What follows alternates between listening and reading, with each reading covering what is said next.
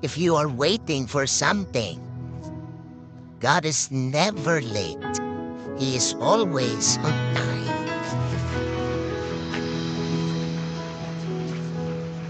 Hindi rin siya maaga na gusto natin sana isang ganun lang sa kana. Ayaw niya eh. Ayaw niyang maaga siya. Bakit? Nawawala yung pananampalataya. Gusto niya always on time. He wants to stretch your faith. Baka ikaw may hinihintay ka, tapos parang late ka na, Lord. You missed the mark, Lord. We think God missed the mark because we have not seen what He was aiming for. You get that? Kala mo, hindi mo tinamaan, Lord, yung aking pinagdadasal kasi hindi mo nakita, hindi pala yun ang gusto niyang tirahin na tamaan. Meron pang mas maganda. God is always